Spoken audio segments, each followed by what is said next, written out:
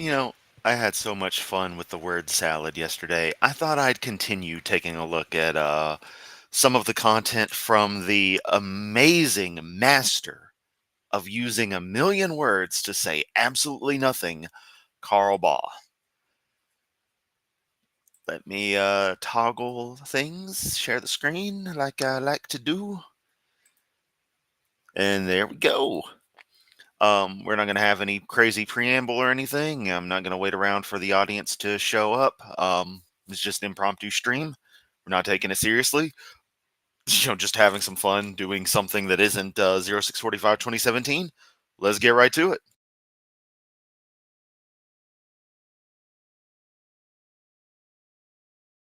We're going to have a good time in this full journey exploring the cosmos and God's purpose in it. No, we're not going to have a good time. I'm going to have a good time when my audience shows up and says, hey, but I'm not having a good time already. Oh, I remembered everything I forgot that went on yesterday. Whew. And the Spirit of God moved upon the face of the waters. Notice that a problem is solved. In this space-time dimension, Oh yes, we must acknowledge the space-time dimension. That's key now. we later, reflecting the thoughts of God, because known and sought out are all the ways of God by His own individuals whom He made in His image. Reflecting back upon all this, we recognize that throughout the universe there is a Trinity. No. In the universe itself, you have space, time, and matter. Space. Space and time are one and the same. It's a construct called space-time, kind of like electricity and magnetism are one and the same through a process, the concept known as electromagnetism. You're wrong, Carl. You were wrong when you made this. You're wrong now. Basically is involved in a three-dimensional tripartite expression. You have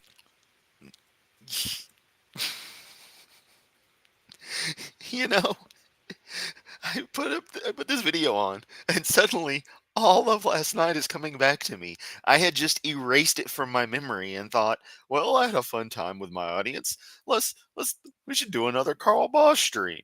Why not? And a minute in, and I have a headache already. The things I do for entertainment, and by that I mean to provide entertainment for y'all, because this is not entertaining for me. Carl isn't. I get joy from the fact that I create content that others can take pleasure in enjoying. That's all I want to do.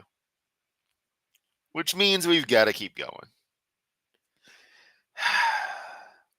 I could be playing Guild Wars.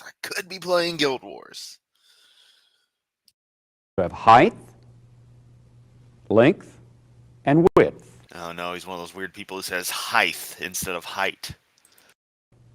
Expressed in space. It has dimensions. Time is past, present, and future in its very makeup.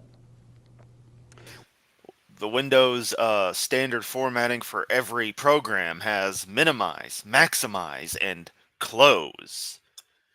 You can tell which one I'm a big fan of right here, right now, but I can't do it because then there's no stream.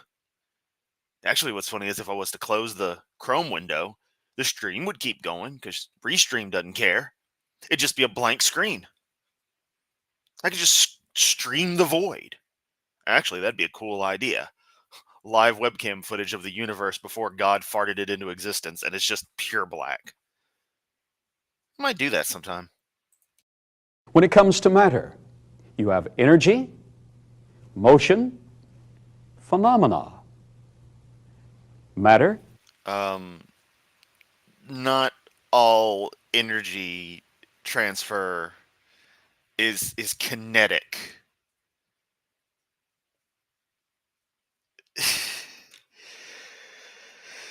Oh man, These people are really good at coming up with just so many ways to just make some little thing sound more important than it is when it's already not important at all.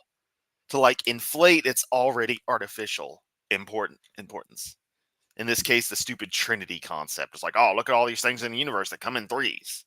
Well, yeah, if you order them and count them that way, or if you lie about what stuff is, you can inflate the numbers. Has all of those involved in its very makeup. So since all that we find in the cosmos is a trinity in expression, yet the cosmos is one entity, it is then logical that the first cause of this cosmos, being one, in full synchronization with himself. That's just something you pulled right out of your ass, dude. Come on.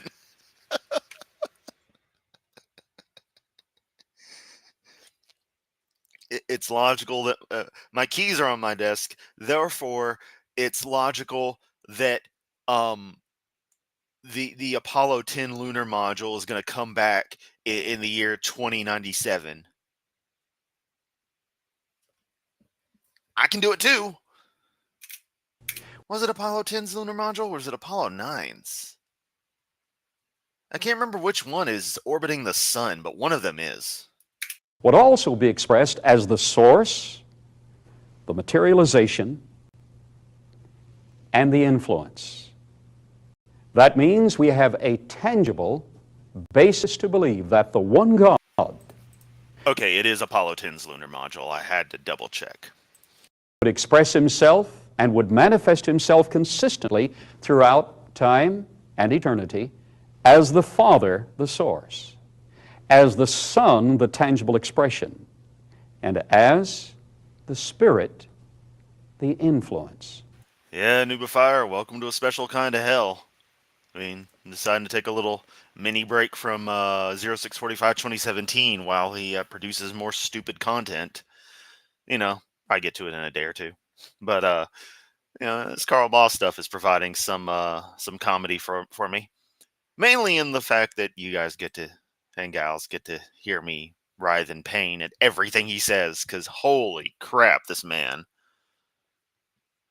I like him more than Kent, but he's still horrible in a different way. All being personalities, all being entities, yet one as an expression of God himself. Hold up. Let me find what I hear from that. Hang on.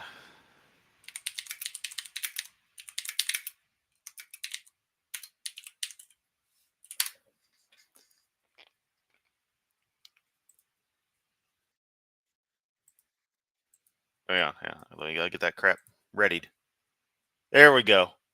This is all I hear from Baugh. 2 + 2 is 4.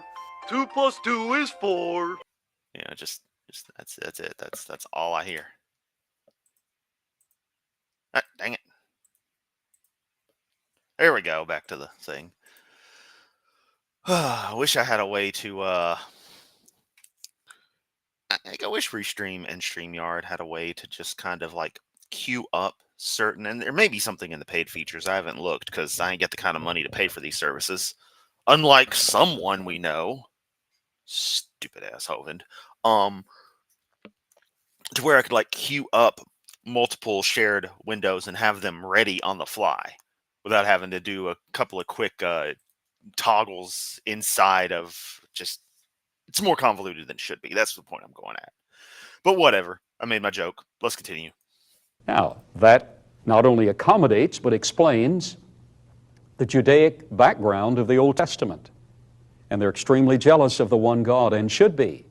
But in the original Judaic scriptures, in Genesis chapter 1, the very first verse of the Bible, in the beginning, God, the statement of God there is a plural singular. So it's logical. What? Carl, I think your brain needs to be rebooted.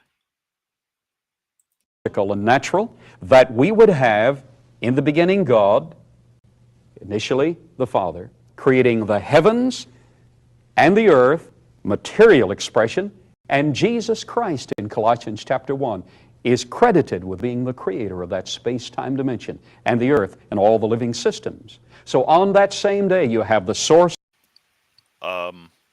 Okay. the Father, the Son being the direct agency of the creation, and the Holy Spirit superintending and brooding over that creation. It's all logical, makes sense academically and biblically as well. And the Spirit of God. No, it doesn't. And that whole, sorry, I'm getting a snack in. That whole Trinity thing that some of y'all obsess over is, from my understanding, nowhere in the Bible whatsoever.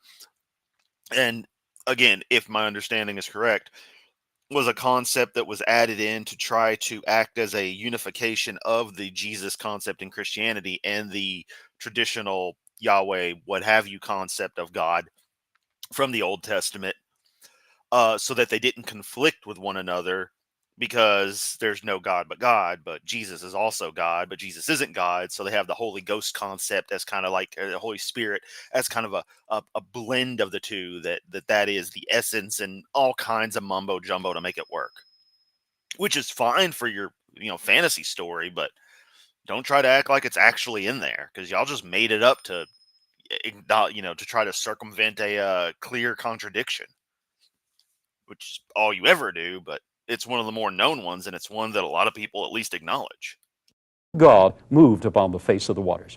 Class, notice, taken. Hey, Dagobah Globe. I forgot all about that. Hi, Dagobah. How's the Hagobad doing? Hopefully well. If you know, you know. Any body of water which was without form and void, and this was the only body of water, it was the only tangible thing existing other than the space-time dimension. Taking a body of water without form and void. Would you stop saying space-time dimension in there? Influencing by the divine agency of the Holy Spirit, energy over that body does a tremendous and specific thing. First of all, yeah, I mean, he seems like, aside from being full of shit, an okay guy. And last night when I showed a more recent clip of him from the same channel, where he's sort of advertising, hey, here's how to help the channel. He has at least an understanding of what the hell YouTube and the internet and modern things are. And this man is like 20 years older than Hovind. So I got to give him props just for being, that advanced in age. And because he was born in like 36, and still being at least somewhat with it. Even if it's just he's reading off what somebody wrote for him, he still delivers it with sincerity. Hovind doesn't even care about the stuff he's wrong about. Like the fact that he's wrong, he doesn't give a crap. He doesn't need to know. It doesn't matter to him, but it matters when other people need to, do stuff for him. Oh, set me up on the YouTube. I don't care about it enough to learn it myself, but I need to be on there if that's what all the young people are doing, so I can lead them to the Lord and get their money and get wives so I can abuse them. Hovind, treat people like crap. But yeah, Hovind's a scumbag beyond his incompetence with things. The words in the Hebrew text involving the superintending work of the Holy Spirit show that work was a brooding work, a fluttering work involving motion and energy. It is a picture in the original Hebrew of a hen brooding over the egg. Well, we're not saying this is a cosmic egg. We're simply saying that it is the original material out of which God would then make the rest of Earth's material creation. Okay, so forget about Ken Hovind's whole, you believe you came from a rock. Carl Baugh just sat there and said that we came from some egg. Maybe metaphysical, but he still said it was an egg. The Spirit of God moved upon the face of the waters. We have illustrated here on the chart in close detail the water molecules, H2O, 2 atoms of hydrogen, 1 atom of oxygen. Now, H2O is a very That's what those bubbles are supposed to be? I mean, I see it, and I guess that works. I don't know if I'd, have drawn it like that. 'Cause it doesn't quite look accurate to the way water molecules actually shape themselves, but, I'm no scientician. very unique and special combination of elements. H2O has, first of all, a pole, a negative and a positive pole. Then Carl, you just pointed towards the hydrogen molecules. Come on, bro. Just, it's like pointing to the same end of a magnet and being like, there's the positive and there's the negative. It's the same end of the magnet. Come on, Carl. it has charge, and it has a tiny electromagnetic field. Water also operates in a very special dimension. In operating in that dimension, water, because it is self-contained with its own little electromagnetic field, operates in random charge. Water operates in its own dimension because it is its own molecule. What? Hang on. Self-contained with its own little electromagnetic field, operates in random charge. What the fuck?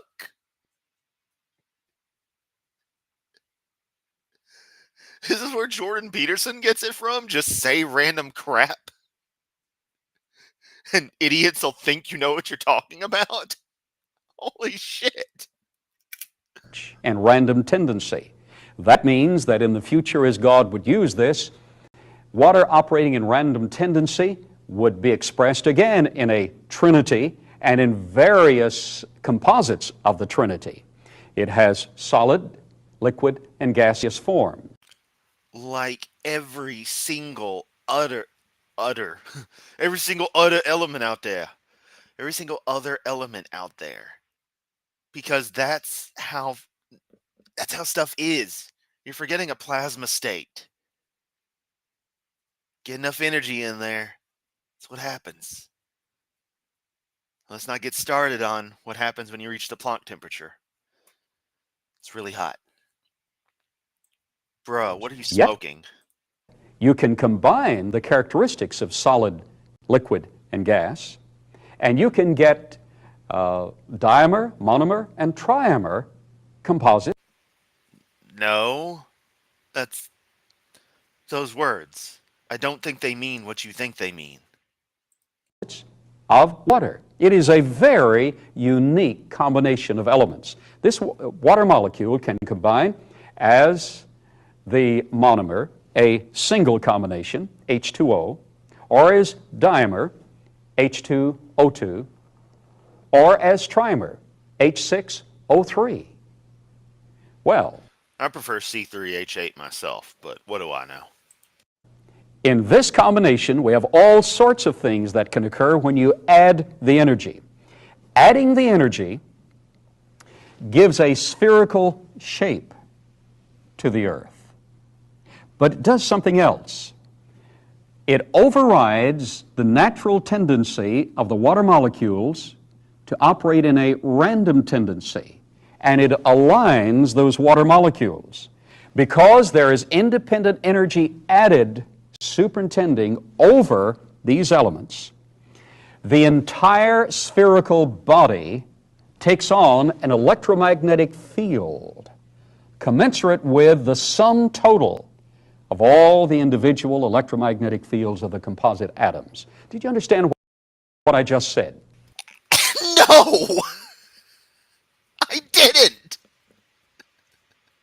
Nothing you said made any sense at all. The fuck are you even on about?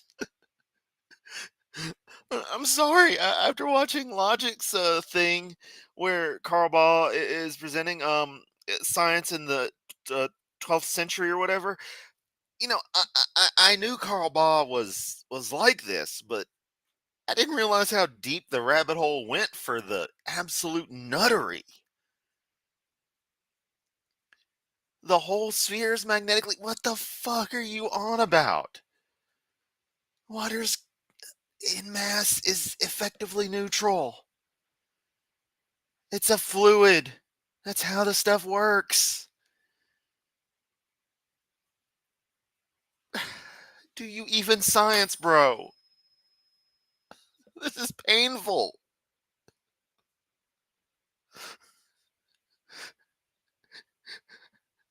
I don't think this is even right. Y'all are all watching me hurt myself by watching Carl Baugh. Oh, let's keep going. By the activity of the Spirit of God, hovering over, fluttering over, brooding over that sphere of water, you now have an electromagnetic field generated around the Yeah, Billy, definitely stay safe out there, buddy. Thanks for hauling the goods. Always. entire body, and in the Scriptures, that is a specific activity that the Spirit of God exercised.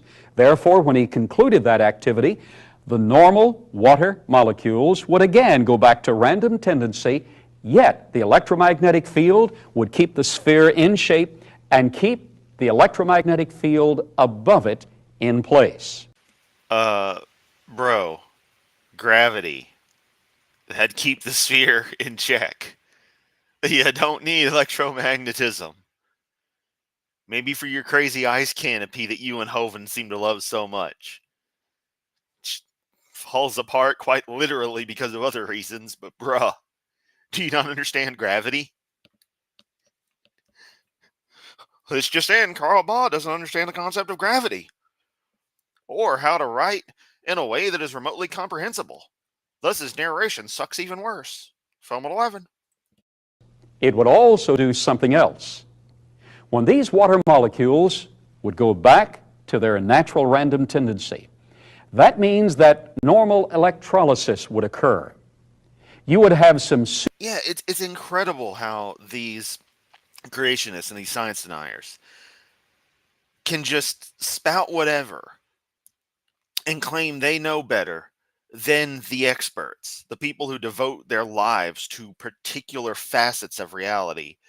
Think that these random clowns think that they can skim a web page, read half a book written by some other nut job, and think they can know everything. It's Dunning-Kruger. That's why half of them go for it's also a conspiracy to lie about reality. When the only ones lying about reality and the only ones conspiring are creationists and science deniers.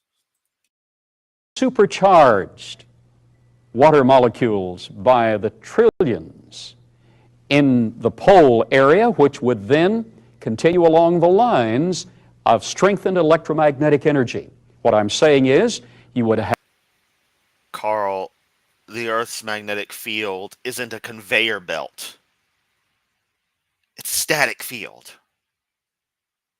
I mean, it's in motion, but y'all know what I mean. Stuff doesn't get pushed from the north and moved to the south the way he's trying to act like it is. It's not how it works. Have supercharged water in these lines of electromagnetic energy supervised by the sphere's electromagnetic field. In addition to that, normal electrolysis would occur, breaking some of those apart so that you would have free hydrogen and free oxygen available. Oh yeah, that wouldn't go up at the first lightning strike. Also, it's been found in recent physical research that if you have activity of energy in motion around a body, any body, around Earth, around stellar bodies in the universe, you generate new hydrogen atoms. Recently, it's been found that around the Earth there is an aura matching the area of solar winds, an aura of hydrogen. So, if you have motion, you generate hydrogen. There's the solution to Earth's energy problems. We just move a lot of things really fast and bottle up the hydrogen we generate from moving. Then do whatever we want with it. It's freaking hydrogen. Just infinite supply of it. We just got to keep going.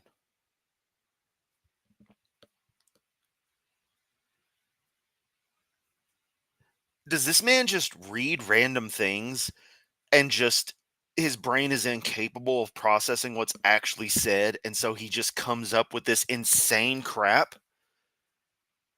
Because he's serious, right? How did anyone involved in the production of this content look at this, listen to this with a straight face, film it, edit it, any of this with a straight face, and not just go like, this is too stupid, I'm out, man? I've heard flat earthers make more sense. What they said wasn't right, but at least it made sense.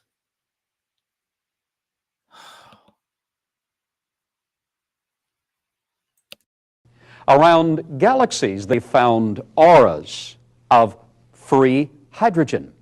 Thus, if you have any electromagnetic Maybe that's because the universe is mostly hydrogen. A lot of free hydrogen out there.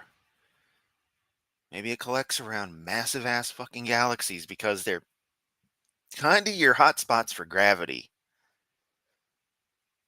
Ever think about that? activity, there is a tendency in the physical universe to produce free hydrogen. That's extremely important. On day number 1, we have then the statement, in the beginning God created the heaven, space-time dimension, and the earth, the formless sphere of water, and the Spirit of God moved upon the face of the waters. This would automatically give an electromagnetic field and a deposit, a near-orbit deposit in the lines of the electromagnetic pinched field, a deposit of free hydrogen, free oxygen, and charged water. Then, God said, still on day number 1, let there be light. That was 10 minutes. That was only 10 minutes.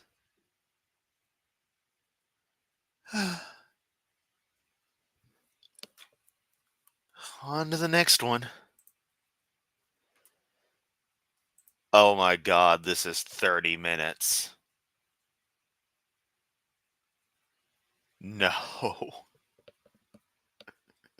I should have checked before I clicked next. Now I'm committed. Now I'm locked in. I can't do this. Oh. Let's do it.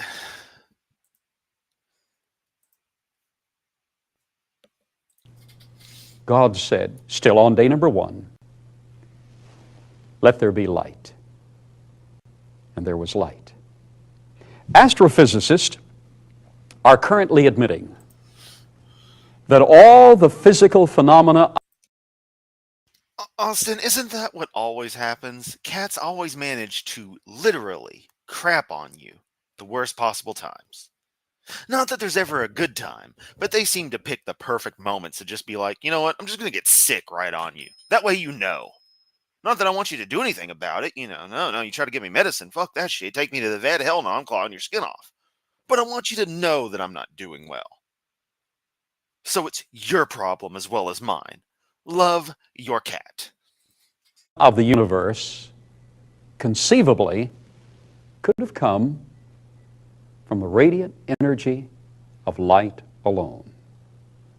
All the future atoms, all the future molecules, all of the stellar heavens, all of the living systems, according to current scientific, physical investigation, are a product of light. Now, we would certainly disagree with the timeline and the mechanism by which... Oh, car. It's actually properly typed out there. Oh yeah, there wasn't a typo. It said car. I just can't read because I'm half freaking blind. Go figure. Cars suck too. Light was expressed in material molecules and living systems We would certainly disagree as to timeline and mechanism. We have a clear concept of biblical and scientific proportions, but other than the time involved and the mechanism, the concept is consistent, that light, with its myriad forms of radiation, has the potential to express what we find. Yeah, seriously. The breakdown of like how it would behave in space, all the free hydrogen, free oxygen, and all that craziness is stuff they're not going to begin to think about. But it's some of the first stuff we think of. Physically demonstrated in the universe. And God said, "Let there be light." Recently, at UCLA, an experiment was run. Oh boy, here we go. This is going to be good.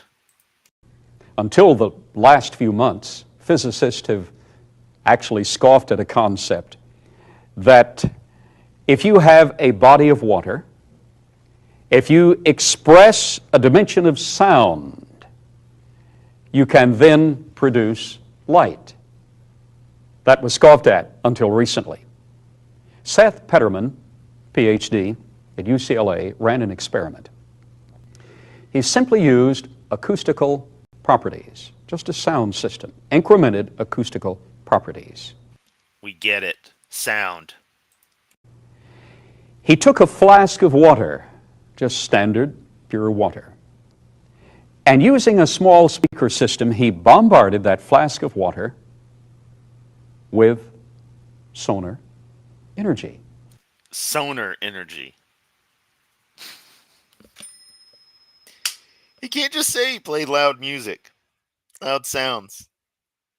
He has to try to get all scientific with it and can't even pronounce the word correctly. What you're telling me is he hooked that water up with the best beats of 1996. Got it. Ace of the Bridge on repeat. European version, mind you, so you get the alternate cuts and the version and the song we didn't get here, You and I. Because I am pissed that we in America didn't get the song You and I on the US version of Ace of Base's awesome 1995 album, The Bridge. That song kicks ass, should have been on there, but no, the lyrics could have been slightly controversial.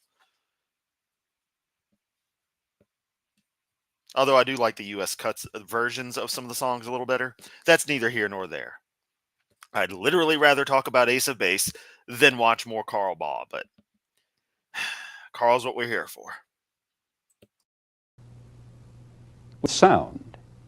And to his amazement, he and his colleagues, along with the students, found that the percussive waves of sound generated inside that water a bubble.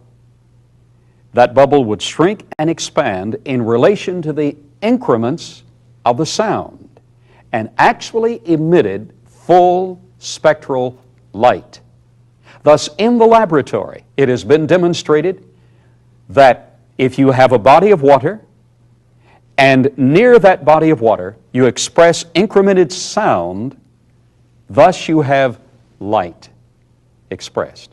That's exactly what the creation model has stated from the beginning. No, it isn't. Your book said, let me just read from mine exactly. Let me go pull it out. Usual case of moving my gun. Because in case you haven't caught the memo, for some reason my atheist ass has the most American thing going on where my pistol happens to sit on top of a Bible that's in my side table. I have it in the side table because I don't want it shown on the bookshelf, because then people will think I'm religious, and I'm like, I ain't dealing with that. Not that anyone comes over, because I don't want people over, but still. Let's see, blah, blah, blah. God created heaven and earth. And God said, let there be light, and there was light. God saw the light. God saw that the light was good, and he separated the light from the darkness. I don't hear nothing about sound waves producing energy in the water. Right? We're past the water, the formless and void, which wasn't even, you don't even get to the waters until, like, the land is made, and the firmament and all that crap. So you're just working backwards and presuming it's water, but still, doesn't say the sound interacted with the water. Come on, Carl. Make me have to reach over and shit. In the beginning, God created the heaven and the earth was without form and void. And the Spirit of God moved upon the face of the waters, and God said, "Let there be light," and there was light. That is totally consistent with... Oh, had I known he was just going to say it, I wouldn't have even bothered reaching for mine, but whatever. Modern scientific research. Thus, we have the end of day number 1. Oh, what a promising... For the record, I bought this Bible for $2.99 at Goodwill sometime on or after August 16th of 2024. So make of that what you will. Day it's been. Surely, the God of this universe, identified singularly as a God who has volition and choice, a system of righteousness, consciousness, omnipotence, omniscience, and omnipresence, would not stop here with an embryonic creation, but would materialize his full purposes, and he did. Let's follow. Oh, look, we're going from bubbly oxygen, hydrogen, heart, dove world with the whatever going on to a Christmas tree ornament. Hell yeah. Day number 2. Day number 1, God expressed himself in a space-time dimension, created space itself, and remember, the space that he originally created was not as large as we now observe it to be. We know that from a number of scriptures. Oh yes, and here we go, accommodating with the scientific fact that the universe is expanding. Let's just, this is the thing with like Muslim apologetics all the time, where one of their biggest things is to try to be like, oh, the Quran says this and the Quran says that, and all this science is in the Quran. But then, Christian creationists have been trying to do it off and on for years as well. But they're not as gung-ho about it. It's an interesting little difference between the two apologetics approaches. In the 104th Psalm, the scriptures state that God stretched out the heavens. That 85. Involves the space-time dimension. Time and space are interrelated, and all that God would place in stellar bodies would be stretched out. In Genesis chapter 2, verse 1, it states that thus the heavens and the earth were finished. So it wait. Genesis 2, you mean the part where they tell the creation story again, but it's different from the first time? Also something about we and us making people in our image or whatever, to where it indicates that there's multiple deities, or God's hanging out with his buddies. appears that throughout day number 6 of creation, throughout the first week of creation, literal solar days, a literal week of creative divine activity, it appears... Why are they so obsessed with this literal week as well? Just because it says day? I mean, it doesn't seem unreasonable to think maybe it was a God day versus a human day, but they got to be literal with it. Just weird to me. That God continued to stretch out the space-time dimension and the stellar bodies that he would create on day number 4 until exactly the right distance for perfectly, divinely orchestrated symphony. But the earth in this space-time dimension was near the center of the creation. And this earth in time would be stretched only marginally.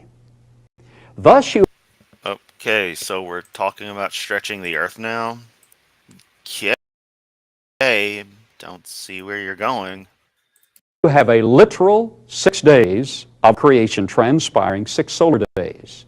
Yet, D. Russell Humphreys, PhD of Sandia National Laboratory, has done a tremendous work taking the equations of Einstein, pre-Einstein and post-Einsteinian mathematicians and physicists, theorists, and in examining those equations, he has found that as you stretch time and space, you dilate time.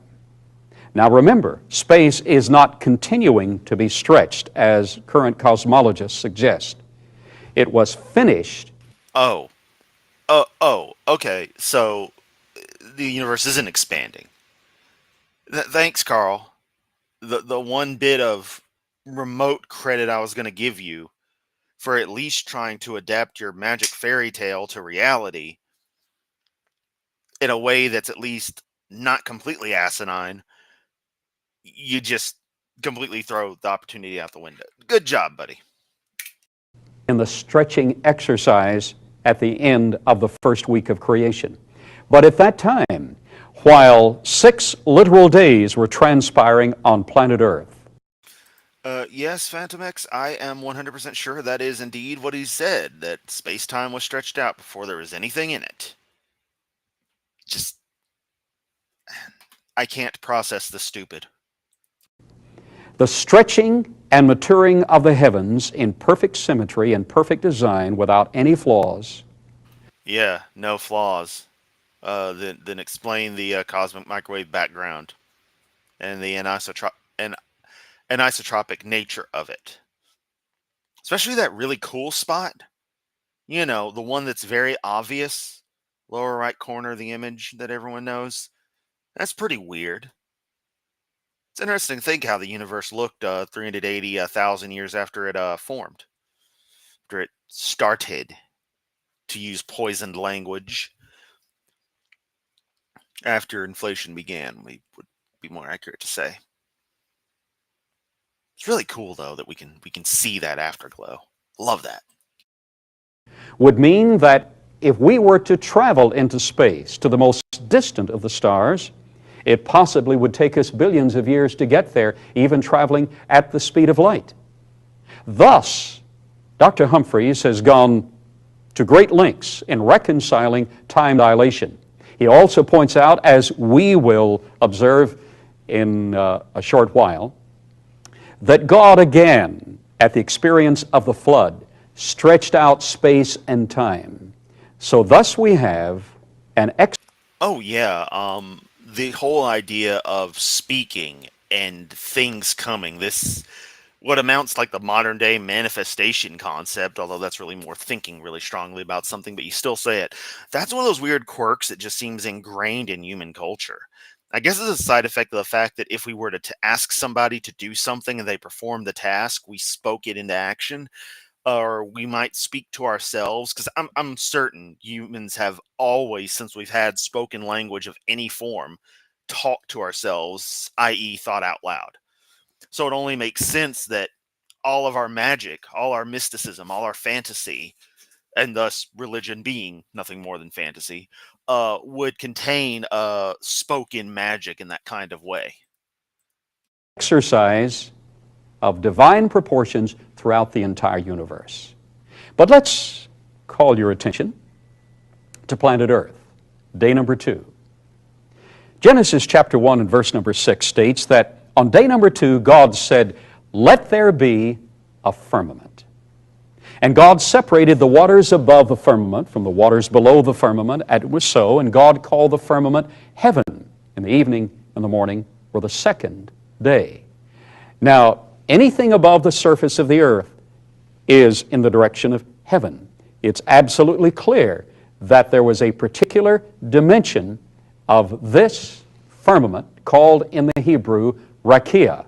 Let's examine this firmament. Remember, on day number 1, the Spirit of God moved upon the face of the waters. And on day number 1, in so doing, you would have generated an electromagnetic field. Yeah, I mean, it's kind of funny to say ever since humans communicated, because, you know, there was communication, were primitive language constructs clearly in primates and other animals well before hominids came about. We see the evidence for that in modern lineages. So, it's been a thing forever. But like complicated stuff like how we communicate. You would have generated charged water.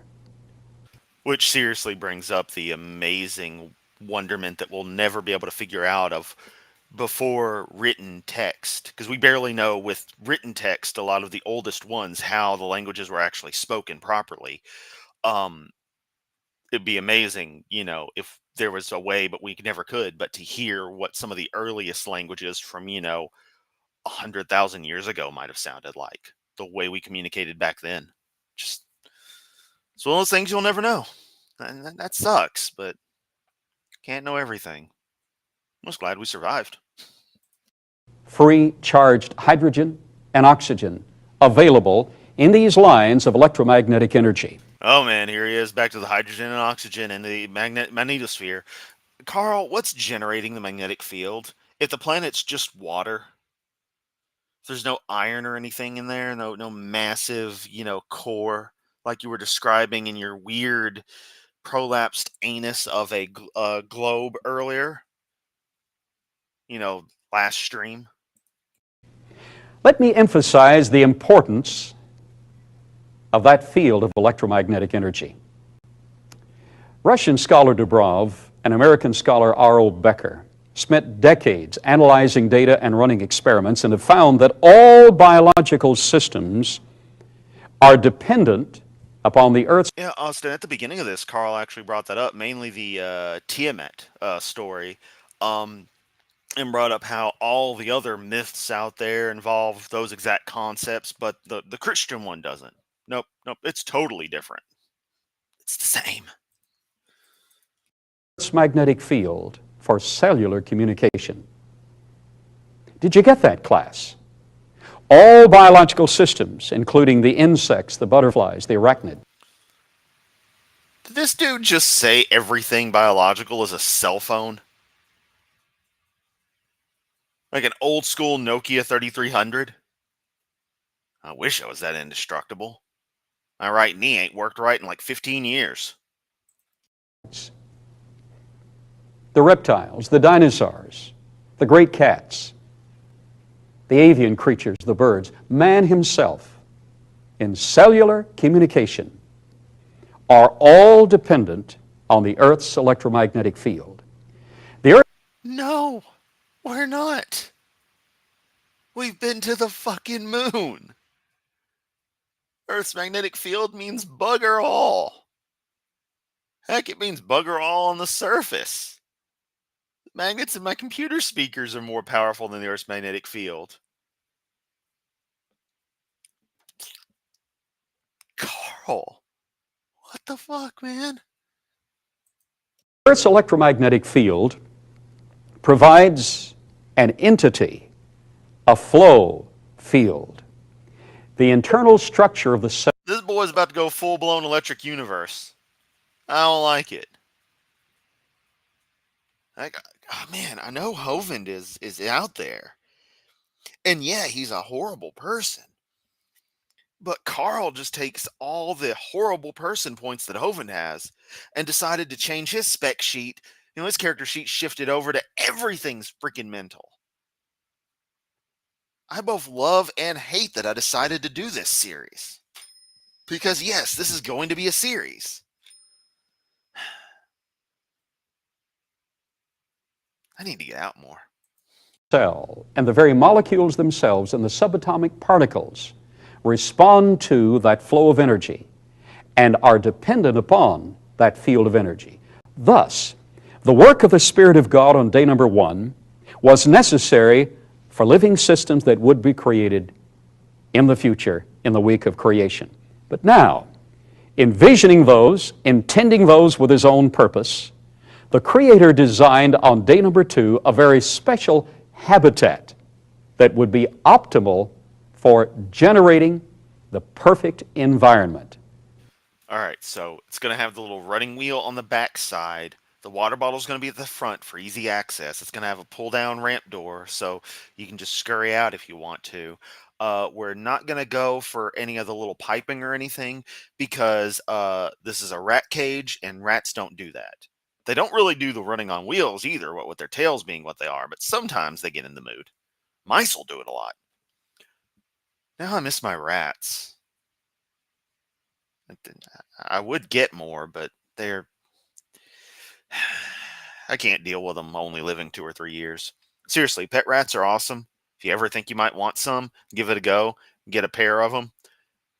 Just be warned, they only live about 2 or 3 years. I miss those guys. Girls. Anyway. We call that the pre-flood world. Let's examine the details. The word for that firmament above the earth, imagine a bubble of water. Above that you have a bubble of water. Okay. various bodies of water, increments of water. Throughout the universe, on planet Earth, you would have waters on the surface. Okay, screw the question of where did the flood water go from Noah's flood. Where did this universe water all go? Because it ain't out there, Carl. That's a lot of water to have to put somewhere. I mean,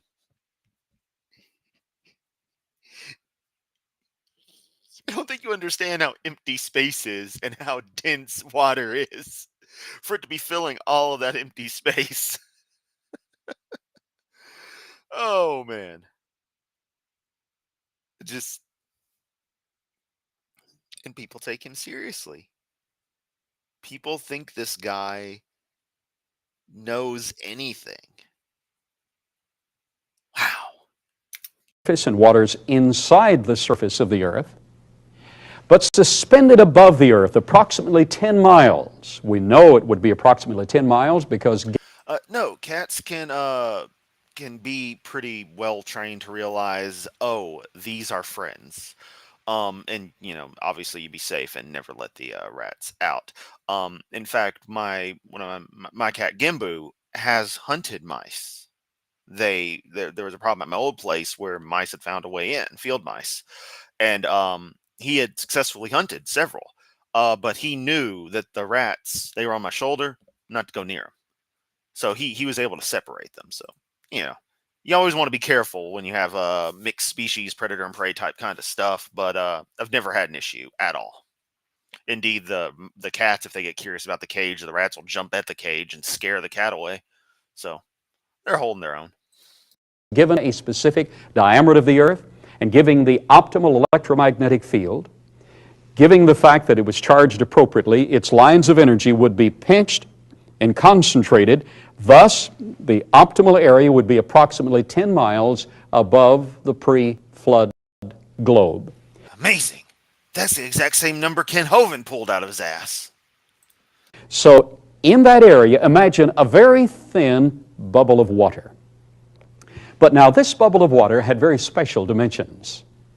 The word in the Hebrew is designated rakia. God said, let there be a rakia. We really didn't know what to do with that word. Let there be a rakia. The word rakia means to compress, pound together, To compress, and stretch out the arc of heaven in thin metal sheets.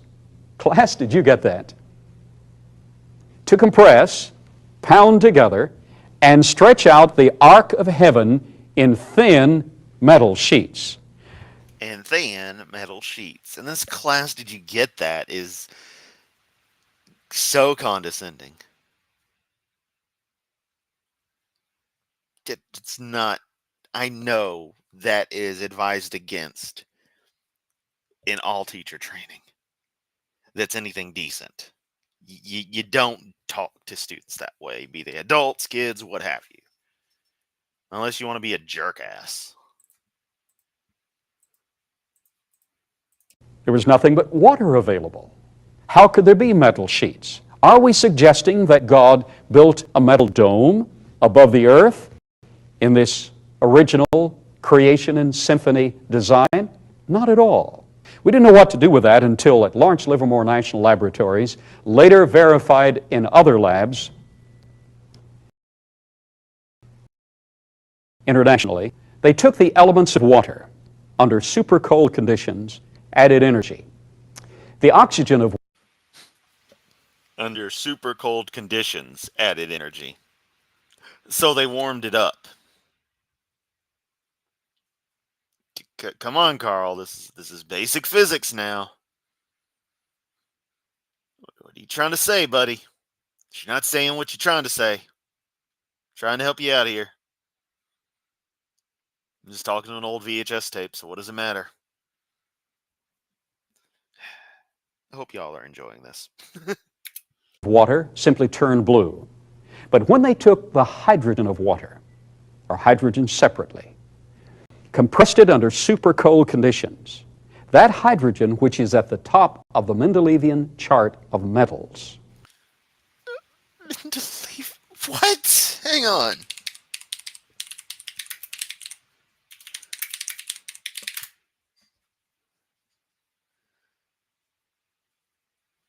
All I see is Mendelevium as a metal in the Actinide series.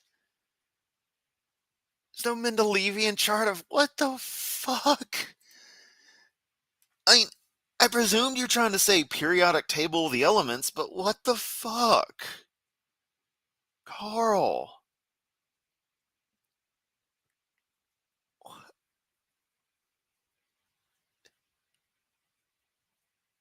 If it's this easy to just make shit up and get people to give you money, I'm quitting my day job and becoming a freaking preacher.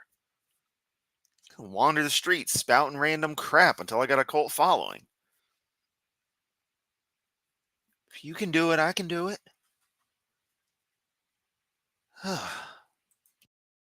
That hydrogen bonded into a crystalline lattice, took upon itself actual crystalline form, and became transparent to rays of light.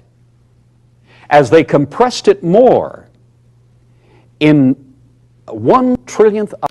Yeah, seriously, the hydrogen of water. What the... He literally didn't even need to bring up water. He just needed to say, oh, if you take hydrogen and do this. But every sentence with him has to contain at least 5% of the dictionary. of a cubic inch diameter encapsulation. As they compressed it more, most of the material, most of that metallic material, hydrogen under those conditions, took upon itself the form of a metal. That's not what metallic hydrogen means.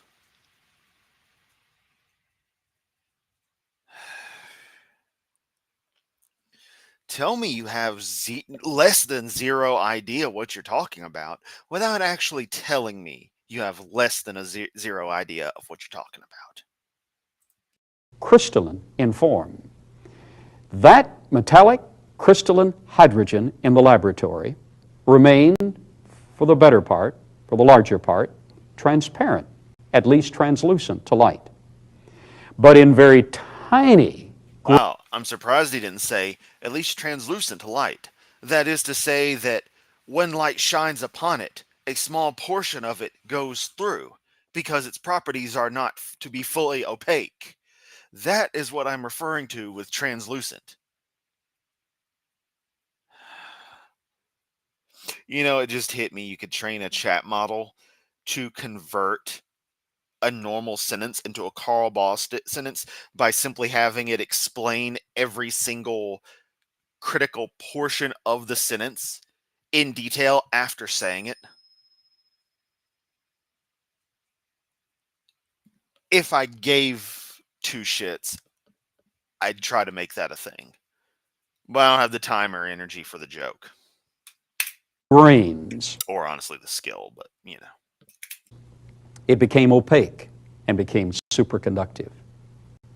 You will see, adjacent to this explanation, an actual laboratory experiment where we took some materials, took an element with a magnetic field, electromagnetic field simulated, put a superconductor With a magnetic field, electromagnetic field simulated.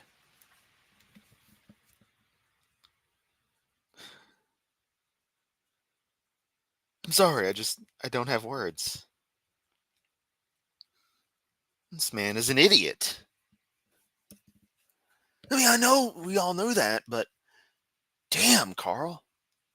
You're an idiot. Conductive material above that element, and it actually rides in the lines of electromagnetic energy.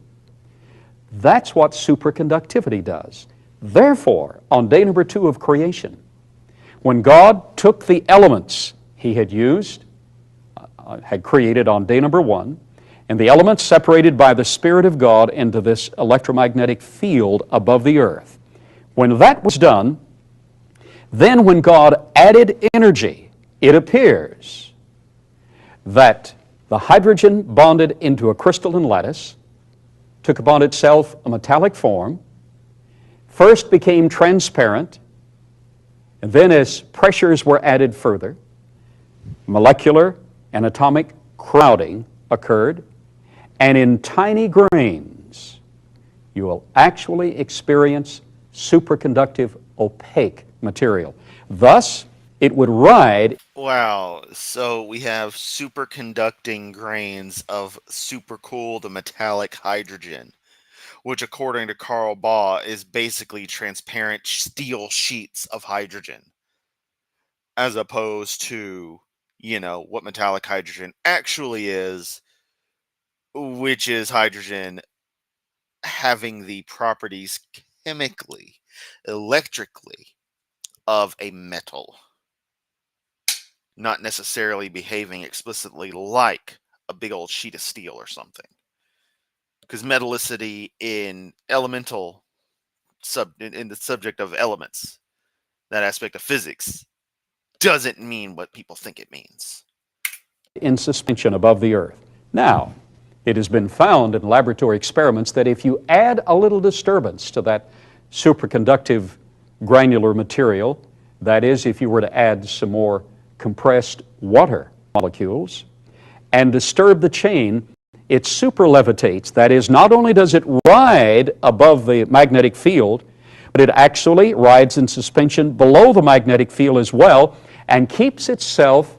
I'll take Carl Brontanonalewski from Aqua Teen Hunger Force. So I started watching your video, Carl, and I realized you're starting to piss me off.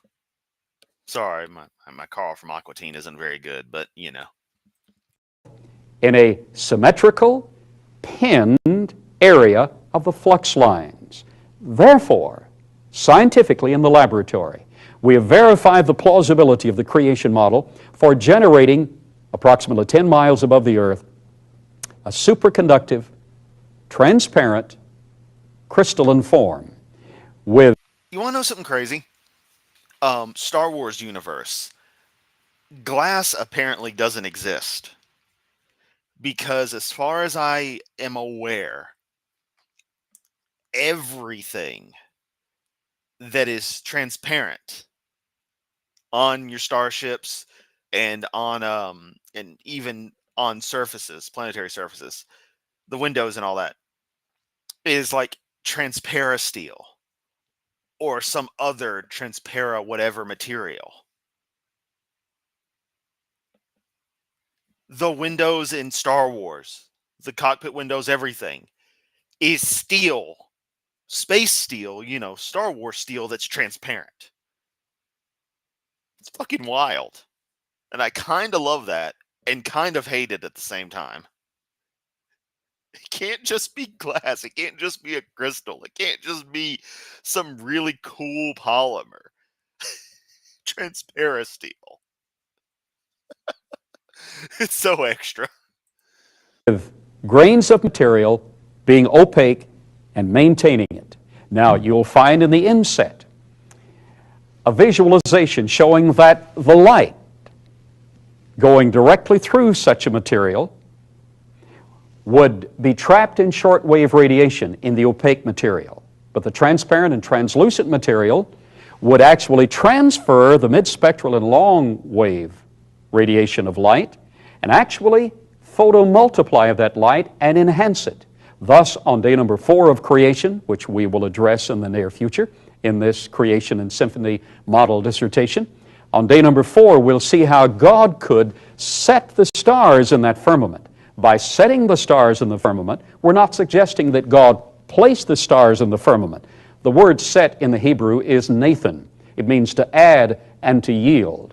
Thus, we find the energy of star and stellar radiation in cosmic bodies, some of that being invisible energy, in the mid-spectral line would actually be enhanced, Nathanized, so that we could get the full benefit on planet Earth from tiny, weak signals coming from distant space by God's design.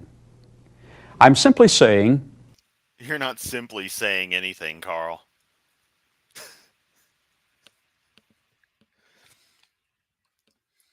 Imagine this man going to like a drive-thru to order something. Welcome to Yamato Burger. May I take your order? Why, yes. In my visit to this establishment currently, I would like to partake of one Yamato burger, that is to say, a burger provided by the Yamato Burger establishment, containing one beef patty, 2 slices of cheese, one on the top of and the bottom of the beef patty, lettuce, some tomato on top, because it is illegal to order a burger from this establishment without ordering tomato, because that is apparently a joke in the universe of this fast food establishment, with the proper buns on top, French fries, that is to say, and just on and on.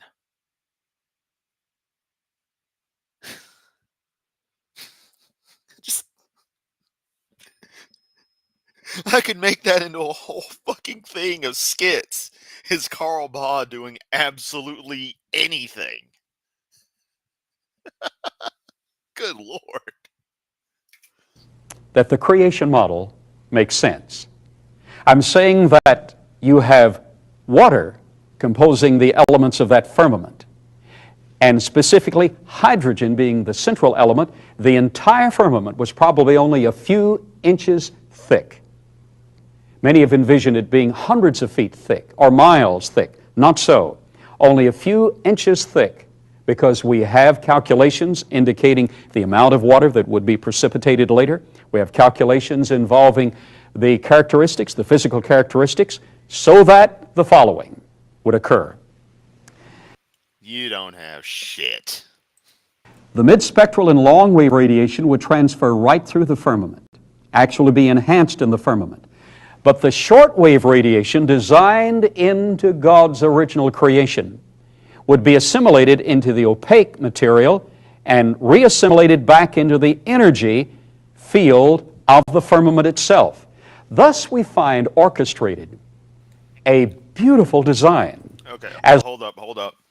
So what you're telling me is that the crystalline canopy of metallic hydrogen is the Borg. And they really like converting shortwave radio to laser light shows or whatever. I mean, that's what I'm getting from this.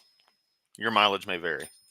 as living systems would be created for planet Earth that would need the electromagnetic field and would use the energy of the electromagnetic field, that field was gently and slowly resupplied by the energy of the stellar bodies. Class, I want to emphasize that this model is tentative and preliminary. That cocky attitude that, hey, we got something here. I was not there. My colleagues who have assisted in much of this research were not there. We have the biblical record, an academic observation of the cosmic. No, you have a really shitty fairy tale that you think is accurate to the universe, and when science tells you, nope, none of this adds up, you twist tiny little fragments to better help your story. Because all those citations that have been popping up, I have been ignoring them. I've looked at them and noticed that it's all over the place. And you'll just have bang citation, bang citation, bang citation for some tiny little scientific fact that you've twisted and manipulated and stretched out like a goddamn newspaper print on silly putty to fill in the big void of nothingness that is your mythology. Then you write your own BS on top of it, and there you go. You got nothing. Record. That cosmic record is distorted. In general, it's reliable, but it has been contaminated. Even the heavens are not pure in God's sight. After disturbance occurred, we will examine. Also, citing the Bible is pretty damn weak. I mean, we all know that, but dude, come on. That disturbance in the near future. Thus, we find that we can examine the pure record, the Scriptures. We can examine a slightly distorted, unreliable record, but still beatific in its design. Oh yes, the thousands of years old text that's been translated and perverted and mutated and edited and censored and uncensored. That's pure, but observable reality, that's been corrupted. You guys reverse everything. The cosmic record. But what we observe and postulate is tentative. One day, when we know as we are known, we'll be able to look back and see if all our conclusions were justified academically and precisely. But as we follow in the creation model, we do have justification for assurance that we're on the right track. No, you don't. Also, terrible edit there. I want to emphasize that on day number 2, we've now had a structure put in place. Not only do we have vibratory energy in the form of light, and oh, not going to go where I want to with that. Also, light is not vibratory. Why am I even arguing? Why am I even trying anymore? Let's just finish this so that I can maybe do something more on 06/45/2017 tomorrow. Maybe we'll say something stupid today. We don't know. and atomic energy in the form of atoms and molecular energy in the form of water. But we now Atomic energy in the form of atoms and molecular energy in the form of water.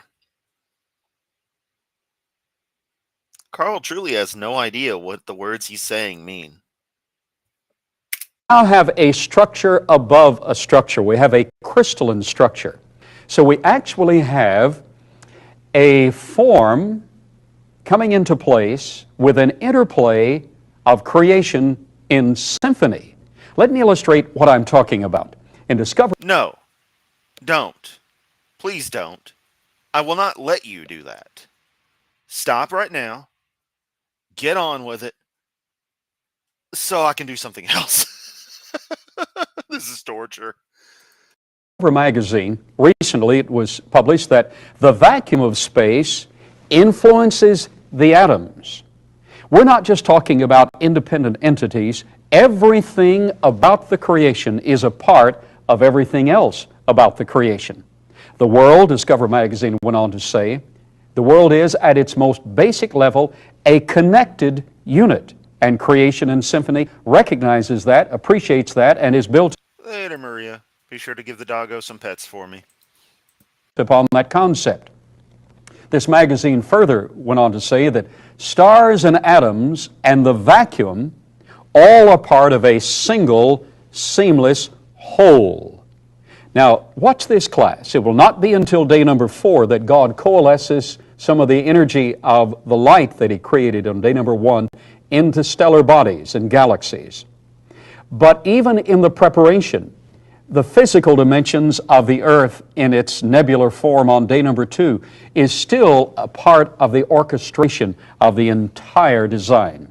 Scientific American related that the neutron inside the atom, in the nucleus, the neutron of the atom, can sense an electron from a distance without experiencing a force generated by the particle's electric or magnetic field, a pure potential field. Now that's Carl, why is it called a neutron?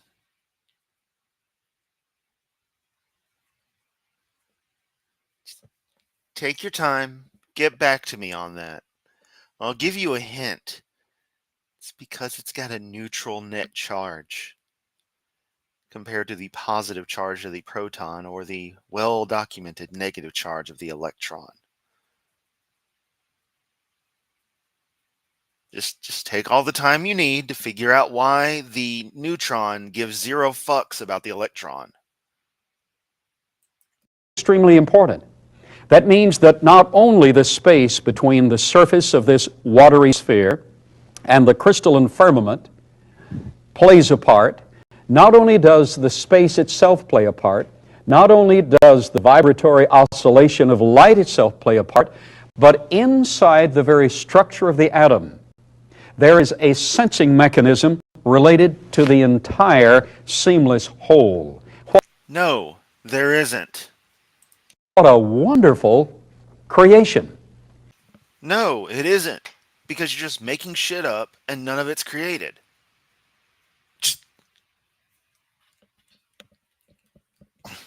There isn't even anywhere I can go with this. You just saying whatever. It's nuts. Now, we have shown here in our model that some of the vibratory energy, particularly radio waves, are picked up, enhanced, and distributed down to the surface of this vibrating internal body of water. And that is consistent with scientific analysis. What we're saying is that all of the energy of the light, all of the energy of the atoms involved in the water, all of the molecules of the water, all of the crystalline firmament play a part in picking up and receiving these celestial tones. Later we're going to see that the very constellations themselves and the planets themselves play a part in giving us a sense of music around us. Don DeYoung related that the idea of celestial tones, particularly speaking of God's future work, but inherent embryonically in this original work on days number 1 and 2 of creation. The idea of celestial tones has a valid basis. No, it doesn't. And your citation was, what did that say? Astronomy and the Bible. So no. Since musical notes are always produced by repeated, regular vibrations, whether originating from vibrating strings, reeds, or drum membranes, as the planets, later to be created on day number 4, circle the sun, the motion of each one is a unique form of slow, regular vibration. Thus, class, we have a lot to anticipate in the future. But now, You know, I seriously wonder how Professor Dave would react watching this. I would love to see him just reach a point where he just gives up. Because this doesn't even sound like creationist crap. Because I'm used to the Kent Hovind, Ken Ham, Ray Comfort level of stuff. This is electric universe, manifest your dreams. This is basic white girl energy crammed into a Jesus theme. This is weird, man. This is super weird. now to the current on day number 2. Science magazine relates that all of the masses, charges, and other properties of subatomic particles arise from vibrations. At different frequencies, a uniform chorus of violins playing a symphony of different notes. It's no wonder then that in order to express this model, I couldn't arrive at any other conclusion than this is the creation in symphony model. Not only are we going to see that living forms are a part of the symmetry and symphony of the creation, but built into the very fabric of the creation, interrelated between space, time, and matter, you have vibratory oscillations. You have music at the very... Are you a proponent of string theory, bruh? Because that's what you're saying as far as I'm concerned. I mean, cool if you are, but I didn't peg you as that kind of person. base of all. Sky and Telescope magazine related that as if by a chain, Our planet's surface is connected intimately to the space environment. It is all one seamless, complete whole of design. Now, in our studies, let's go beyond day number 2. God said, "Let the dry land appear," and the dry land appeared on day number 3 of creation. Is that scientific? No. This is not a single thing you said or a single thing you believe. Is it all scientific? Also, let's note the moon chilling over there like, what up, I'm the moon. Let's examine the granite itself. You'll see an inset with a little piece of granite being shown. That granite has a distribution of various crystalline elements and radioisotopes. According to the theory of evolution, that granite, which is the basement crustal rock of the earth, took 300 Here we go with the polonium halos. I knew it was coming eventually. million years to crystallize, according to the theory of evolution. But the manual, the scripture, the biblical... Also, that's not according to evolution, that's according to basic cosmology and geology, combined together, demonstrating the Earth is 4.5 billion years old. Evolution has fuck all to do with that. You use the same processes on every other planet and realize, well, rocky ones. They're the same age. Wonder why. Use some slightly different methods and figure it out with gaseous ones, I'm sure. I'm sure there's a way. Record states that on day number 3, God said, "Let the dry land appear," and the dry land appeared. Dr. Robert Gentry. Yet for some reason he doesn't say, "Let the child cancer disappear," and it disappears. He doesn't say, "Let all the wars stop," and they stop. It's funny. More time goes on, the weaker and weaker God seems to be. World-class researcher and scholar found that as you examine the granite at all levels worldwide, you find a very unique characteristic. Inside the crystalline biotite or mica of the granite, you find tiny little rings left from the radioactive decay field, energy rings from radioactive decay of radiogenic materials and elements. Among those, you'll find the rings of polonium, polonium-218, polonium-214, and polonium-210. Now, class, remember that in radioactive materials, when you've expended 7 half-lives, all of that material is gone.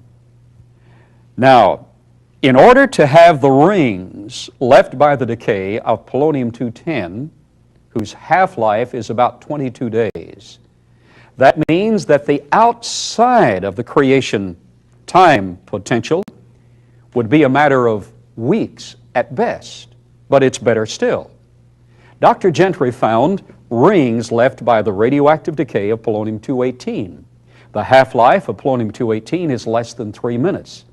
That means that to record that polonium-218 had been there in the crystalline granite, all of the body of crystalline granite had to be functional and recording in less than 20 minutes.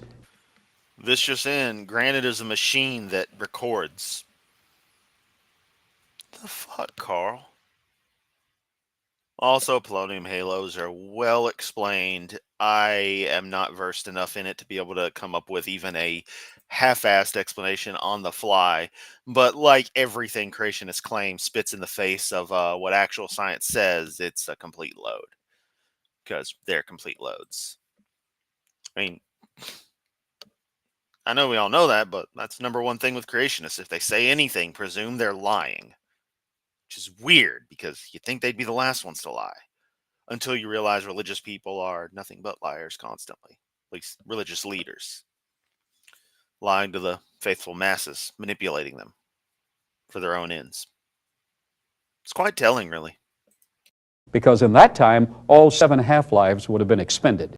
But it's better still. The manual, the biblical records state, God said, "Let the dry land appear," and the dry land appeared. Dr. Gentry found the dichroic halos, little radio halos of polonium-214. The half-life of polonium-214 is 0.000164 seconds. That means that in less than 2/1000th of a second, faster than we can snap our finger, all of the polonium-214 would be dissipated. That means for the granite to have recorded that the polonium-214 was there at all, it had to be created faster than we can snap our fingers. The manual is correct. Creation, in its increments, had to be instantaneous. Watch this. Doing a quick cursory scan, it looks like it has to do with the fact that the whole polonium is going to be a decay product of certain radionuclide breakdown chains. So the polonium would form at points, the element would come into being at a fission event or decay event that would have happened well after the granite had, formed and solidified, uranium decay, what have you, which is super obvious.